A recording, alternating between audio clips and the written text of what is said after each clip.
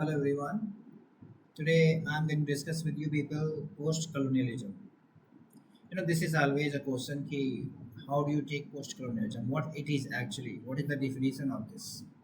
So I would say first three concepts are there which are written on the slide also you can see that these three concepts you need to understand. First one is colonization, second one is decolonization, third one is neocolonialism. This is very important to understand that colonialism is very famous term because it simply talks about the colonization of the countries which are considered to be third world countries and the backward countries by European countries. So they actually established here their rule. At the same time, they try to change the culture. They try to make us feel like make world countries feel that they are inferior to them and they have to follow European countries. So it is very much a domination that is not only of the land but also of the culture. It's a kind of cultural domination. It's kind of exploitation that we can see here. If you read these details which are here in the slides, you can find also that. So colonization is domination culturally, economically, and land-wise as well. So that is what we need to understand. So colonization is done. So after colonization, we came to the second phase, that is decolonization. Decolonization means when the people realized that they have to get freedom, they have to be free from the cruel clutches of European countries. And this happened in the form of freedom struggle. At the same time, culturally, these countries tried to showcase that what was represented in literature in other parts of texts that somewhere were not fit and right for them. So they started creating their own text where they established the fact that this is what they are, not what they were represented by the European countries. So that they started creating their own identities and highlighting it and making it appear to the common public that what actually was represented earlier was with the intention to make them feel inferior.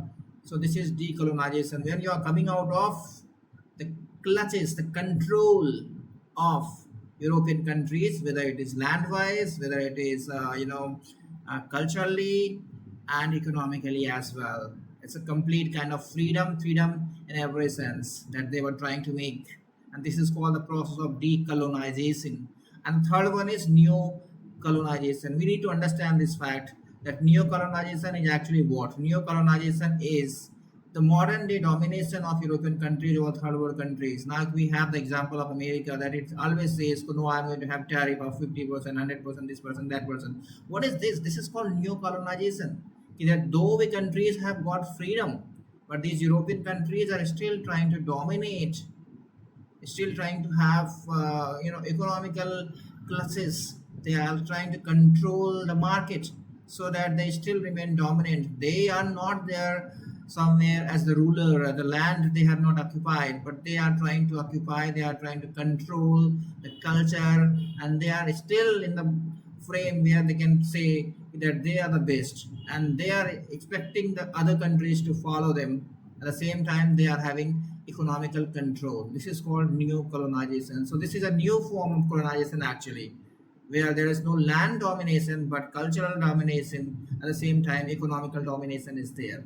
So we can say this, that post-colonialism of actually is amalgam of colonization, decolonization, at the same time neo-colonization. If you talk about, you can simply check the slides where I have written all these things. If you go for other slides where decolonization I have described here in this, just taken a note from different sources. Then we have talked about neo-colonization, and now talk about the books which are very important here.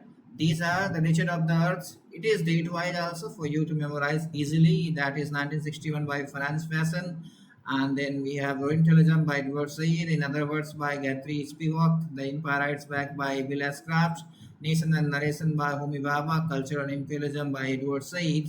These are the 6 texts which are very important. At the same time, we have a collection of essays which is Race, Writing and Difference, and this is edited by an American, Henry Louis Gates.